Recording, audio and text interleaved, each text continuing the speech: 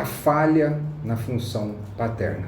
Não faz parte desta reflexão a faculdade da escolha, na possibilidade da escolha quanto ao cumprimento da função paterna. Ninguém escolhe cumprir a função paterna, ninguém escolhe cumprir a função materna. Cumprir funções não é uma questão de escolha, é uma questão de capacidade, é uma questão de preparo e capacidade. Ou se desenvolve esta capacidade, ou o sujeito desenvolve esta capacidade, ou ele não vai ser apto a cumprir a função paterna adequadamente. A ideia de escolher alguma coisa nesse sentido é sempre uma alucinação. Ninguém escolhe amar, ninguém escolhe o que sentir, ninguém escolhe cumprir ou não cumprir. Difícil tratar de qualquer elemento da função paterna sem falar da função materna.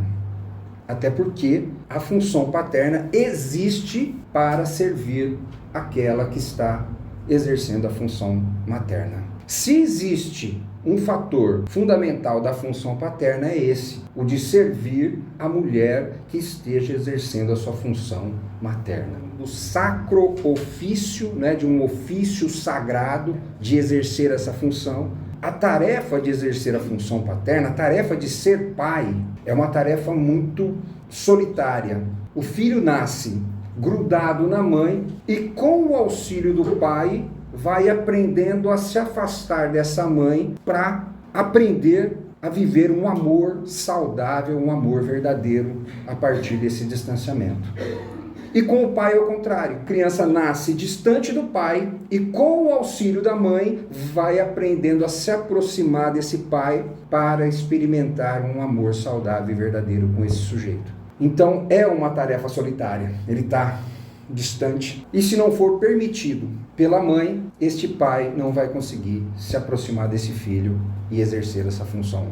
A função paterna, e não é o pai, é a função paterna, tem o papel estruturante da personalidade da criança. Sem essa função bem cumprida, a personalidade da criança não será estruturada de maneira saudável. Essa entrada da função paterna não tem o objetivo de castrar, de cortar. Não é este o objetivo. O objetivo é de uma intersecção e não de um corte. Qual é a diferença de uma intersecção e de um corte? A intersecção, ela é algo que, ao mesmo tempo que separa, une. O Wilfred Bion nos traz o conceito de cesura. A cesura é aquilo que une e que separa ao mesmo tempo. É um limite. É como se fosse o entardecer. O que é o entardecer? É aquilo que separa o dia da noite? Ou é aquilo que une o dia à noite? A função paterna, ela traz a possibilidade não de separar o filho da mãe, mas de uni-los num vínculo saudável. A missão de depurar este vínculo a ponto dele se tornar respeitoso, capaz de se configurar num amor saudável e verdadeiro, um amor livre de ameaças, livre de medo do conflito incestuoso, livre de ideias persecutórias, livre de culpas. Quando existe a ação da função paterna, o cumprimento da ação paterna, o vínculo entre filho e mãe começa a se purificar de todos esses elementos nocivos que, sem esta função, vão impregnar esse vínculo e vão dificultar e obstruir a possibilidade de um vínculo saudável. De função e fatores. Quem nos contribui com isso é o Bion também. Então ele traz essa ideia de função e fatores. E ele traz isso da matemática mesmo. A função é constituída por fatores. Então a função paterna é constituída por fatores da função paterna. Fatores da função paterna podem ser cumpridas por outras pessoas que não sejam o pai, o homem. A mãe pode cumprir fatores da função paterna, mas a mãe não pode cumprir a função paterna. O grande problema que nós enfrentamos hoje, na contemporaneidade, é que a função paterna tem se tornado cada dia mais ameaçada. Podemos levantar hipóteses da origem disso, mas não nos interessa culpabilizar quem foi, se foi o homem que se evadiu, se foi a mulher que dominou e tentou controlar. Não, pouco importa isso. Numa psicanálise verdadeira e saudável, não importa buscar a causa, mas importa tratar daquilo que está tóxico ou não está sendo saudável. De qualquer forma, o que está acontecendo hoje na sociedade contemporânea é uma desconstrução da família, um ataque direto à função paterna. Assistimos isso. A dificuldade do cumprimento da função paterna vem também com esse tipo de ataque. Não é necessário ter a função paterna. Esta é a ideia. E esta ideia vem dos sujeitos que não tiveram essa função paterna e conseguiram sobreviver, até muitas vezes conseguiram títulos de doutores ou coisas parecidas, e por conta disso acreditam que ninguém precisa da função paterna. No entanto, nós temos aí casos de suicídio. Quase que a totalidade tem uma falha na função paterna. Vamos pensar aí em sujeito que sofre de abuso de álcool, adicção, em drogas. Histórico, cadê o pai? Vai lá no presídio e tenta fazer uma breve entrevista com cada sujeito que está preso ali e tenta ver como é que foi a história dele em relação ao pai. Evasão escolar. É quase que a totalidade. As crianças que estão fora da escola não tiveram a função paterna cumprida. Não puderam contar com o sujeito que pudesse ali estar suprindo essa função. Por mais que tenha uma mãe ali dedicada e... então você está culpando? Não, eu não estou culpando ninguém. Não tem escolha. A questão não é escolha. A questão é que hoje a função paterna é algo que está em declínio e com ela a configuração da família que pode trazer para o sujeito uma estruturação da personalidade.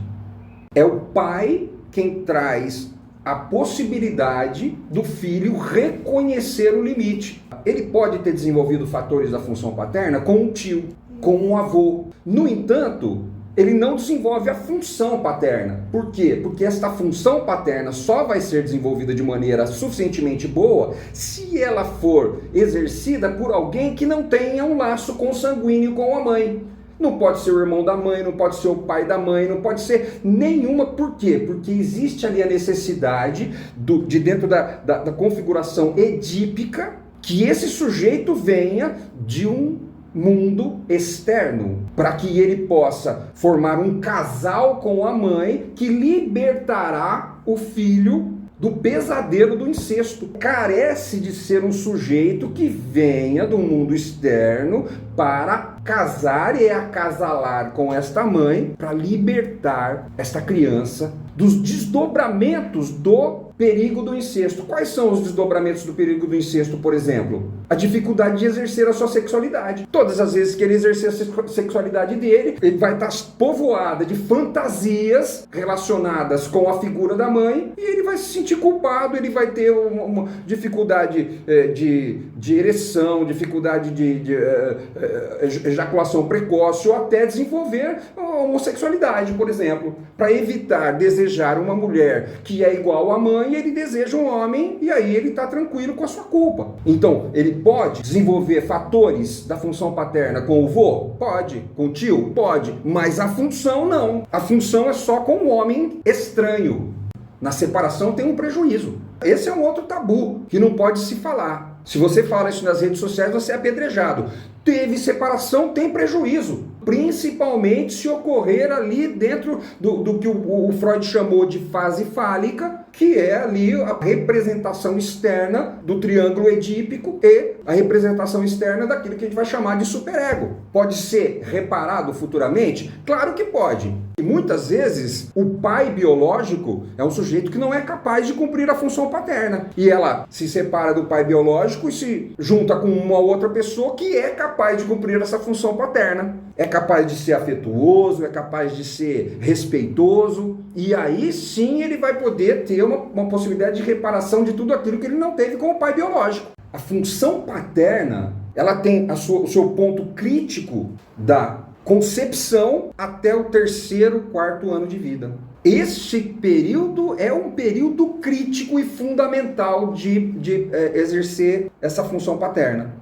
Antes disso, não precisa nem dizer, e depois disso a coisa vai amenizando e o sujeito vai sendo capaz ali de procurar no médico, no professor, vai conseguindo, se foi cumprido ali. Porque se não foi, aí que está o grande dano. Porque ele vai ter dificuldade com professor, vai ter dificuldade com policial, vai ter dificuldade com, assim, ó, todas as áreas. Espiritualidade, vai ter dificuldade de ter uma conexão com Deus Pai, porque é pai e ele tem problema com o pai, então, ou dentro da configuração, na hora de votar na política lá, ele vai escolher o presidente que é permissivo, que pode fazer qualquer coisa, que pode roubar à vontade, que tudo bem, e o outro que vem trazer ali a lei, a coisa, ele vai ter repulsa. Todas essas, isso aí que depois a gente vai chamar de escolha, que de escolha não tem nada, porque ele vai ser induzido a isso, ele vai direto para lá. São todas configurações de falha na função paterna. E na menina?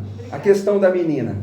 Onde é que está ali o prejuízo na falha da função paterna? O problema está na avaliação do sujeito em que ela se aproxima para se relacionar afetivamente. Ou então evita e se configura na homossexualidade. Porque com mulher ela se entende, com o igual ela se entende, ela não consegue se entender com o diferente, porque ela nunca viveu o diferente, ela nunca teve contato com o sexo oposto. Quando ela vê, ela repele, ou então ela idealiza, não é? Que aí vai se configurar aquilo que a gente chama de, popularmente, de dedo podre, porque ela não é capaz de avaliar o sujeito que ela está se relacionando. Não tem a referência. A menina, por exemplo, que teve um pai rígido, ditador e que logo não cumpriu a sua função paterna. Então ela vai buscar o sujeito permissivo, que não está nem aí, que não tem limites, como uma formação reativa, como diria o Freud, um sintoma de formação reativa. Se em casa eu tive o pai ditador, fora eu vou procurar um pilantra.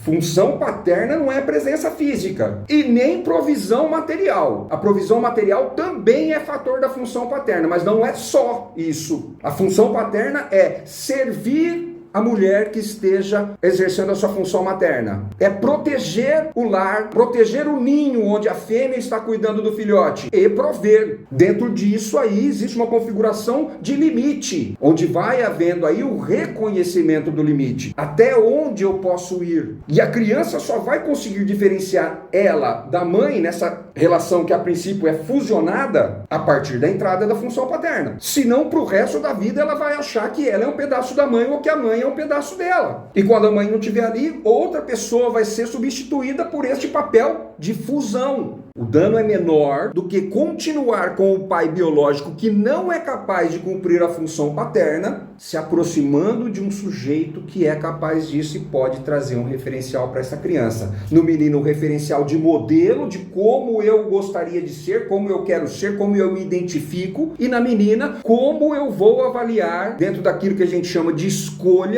do homem que eu vou me aproximar. Por que eu estou falando que não é escolha? Não é escolha. Você vai se aproximar daquilo que você foi impulsionado. Não existe escolha. Se você estudou um pouquinho de Schopenhauer, um pouquinho de Freud, você vai perceber que não tem escolha. Tudo é uma consequência do fluxo da sua vida. Ela pode ter tido a figura paterna, mas ela não teve o cumprimento suficientemente bom da função paterna. E isso é muito importante, porque muitas vezes a figura paterna ali dentro de casa é uma figura incapaz de cumprir a função paterna. E tendo essa figura ali dentro, é pior do que se não tivesse, porque ela começa a atribuir a ideia de pai àquele sujeito, ou que seja relapso, permissivo, ou que seja ditador e severo. Obstrui a possibilidade de viver uma experiência com alguém que possa trazer a possibilidade de uma configuração saudável de função paterna. A criança nasce com uma expectativa inata de pai, parafraseando o Bion aí. E aí, o sujeito, homem, que esteja ali cumprindo essa função, vai preencher essa expectativa de experiências, vai preencher este arquétipo de experiências. Se ele preencher esse arquétipo de experiências nocivas, eu vou ficar assim, pai é isso. E aí muitas vezes eu vou falar, então, se pai é isso, não presta. E aí vem a ideia de vamos desconstruir a família patriarcal. O núcleo da família é a mãe, sempre foi. Desde o tempo da caverna, a família estava em volta da fêmea, não em volta do macho. E o macho existia para proteger a fêmea. Quando o sujeito vai montar uma granja de um animal, né? Eu sou vegetariano, eu não como bichos, né? Mas eu vou usar esse modelo para ficar claro para vocês. A gente pode usar esse mesmo modelo numa horta, por exemplo, que dá certo também, um vegetal. Então, quando o sujeito vai montar uma granja de galinhas, criar cavalo, vai criar vaca, vai plantar alface, quando ele começa a fazer isso, antes dele fazer isso aí, ele vai numa instituição, adequadamente, ele vai numa instituição para fazer um curso sobre aquilo ali. Então ele vai entender as condições mínimas necessárias para o cultivo daquele ser, daquele objeto de cultivo. Seja alface, seja cavalo, seja coelho, seja o que for. Então ele vai conhecer as condições mínimas necessárias para se cultivar alface. Se ele não propiciar as condições mínimas para cultivar alface, os alfaces dele vão ser de péssima qualidade. Só que um alface de péssima qualidade, quando é oferecido no mercado, ele simplesmente não é comprado, ele é recusado pelo cliente. Agora, quando você cria um filho, quando você cria um espécime da espécie humana, sem as condições mínimas necessárias, você está trazendo um dano para o mundo. Porque o sujeito só consegue amadurecer, ele só consegue a maturação emocional, afetiva, adequada, a partir das condições mínimas necessárias. E o que eu estou chamando de condições mínimas necessárias? Função materna bem cumprida e função paterna bem cumprida. Quando ele não tem essas condições mínimas necessárias cumpridas de maneira satisfatória, ele não evolui, ele não cresce, ele não amadurece emocionalmente e, consequentemente, afetivamente. Mas ele se desenvolve intelectualmente, tentando dar conta da imaturidade emocional, ele desenvolve a intelectualidade, a capacidade de conhecer e de articular esse conhecimento. Só que a aplicabilidade desse conhecimento, dessa inteligência, é imatura. Então você vê um doutor inteligentíssimo, com títulos e títulos, com a maturidade de 10, 12 anos de idade. Enquanto a gente está falando de um pé de alface, é uma coisa. Agora, quando você está falando do ser humano, do bicho mais traiçoeiro do planeta Terra, daquele bicho que onde ele se instala, ele acaba com todos os outros bichos, inclusive com outros seres humanos, é disso que a gente está falando. É com isso que a gente está brincando. Não, a psicanálise não é a única maneira de se reparar questões afetivas emocionais. O que é capaz de reparação emocional afetiva é o vínculo afetivo, é o vínculo emocional afetivo saudável, seja ele vindo da onde for. É claro que a psicanálise é extremamente favorecida, é privilegiada pela sua configuração para estabelecer esse vínculo emocional afetivo e propiciar essa transformação de reparação. Claro que é, mas não é proprietária disso. Isso pode acontecer com certeza em qualquer outro tipo de ambiente. Pode acontecer, não estou dizendo que vai acontecer. A psicanálise também não é garantia disso acontecer. É necessário que o sujeito tenha a capacidade emocional afetiva suficiente para se colocar como um analista real e propiciar, não é proporcionar, é propiciar que essa transformação reparadora possa acontecer.